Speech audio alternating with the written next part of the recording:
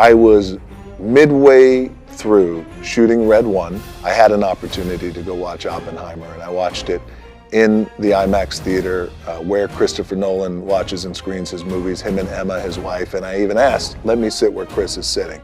So they said, Chris sits here to enjoy the movie. So I sat where Chris sat. I watched Oppenheimer, it was amazing. But I was thinking, holy shit, this thing, Red 1 on this screen with this technology, it's gonna be game over.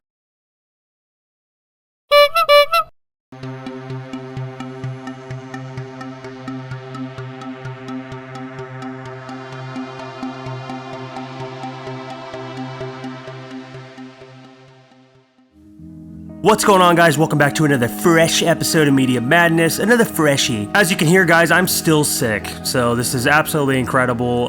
This is a cold that has lasted an eternity, and it's just absolutely fantastic. But nonetheless, here I am with another fresh vid to shove down your ear holes. And in this video, guys, I'm going to be going over Red 1 and my just thoughts on it, my opinion on it, my recommendation on it. So without further ado, let's jump right into it.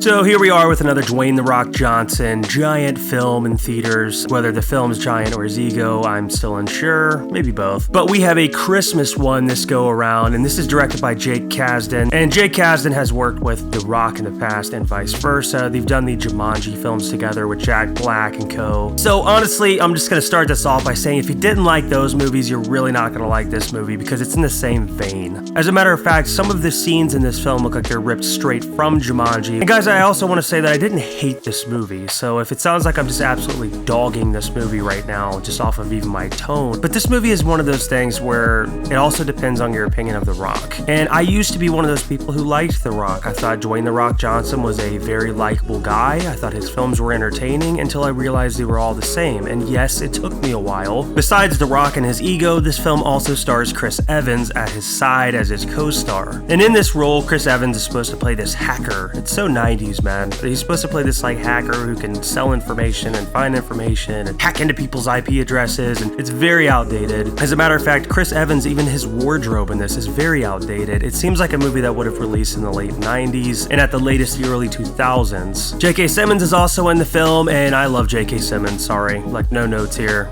J.K. Simmons is awesome. And of course he plays Santa Claus, and come on, dude, perfect. Not to mention he's also jacked. He's eating like protein cookies and lifting weights in this, and it's just awesome. And if you've seen the trailer, guys, you obviously know that he goes missing, and The Rock is essentially his bodyguard in this and needs to go after him, yada yada yada. It turns into this huge worldwide event where he needs to chase him down. And really, guys, for a movie that's supposed to be balls to the walls with just craziness and action and absurd sequences and things like that, it really doesn't take advantage of that. And it's just kind of boring at the end of the day. There's a lot of fat in it with its extra dialogue, with its extra scenes that really aren't needed. You could have cut this film down by 15 minutes and it probably would have made it feel a little better. Pacing in this film is absolutely awful, and when you do get an action sequence or something that's a little more entertaining, it doesn't really take full advantage of it. As a matter of fact, it just feels kind of boring. Much like those Jumanji films where you don't really get a big, entertaining, if you will, spectacle until those last 10 minutes, and even then it still feels underwhelming. And that's the same in this film, guys. There's not really much to be said here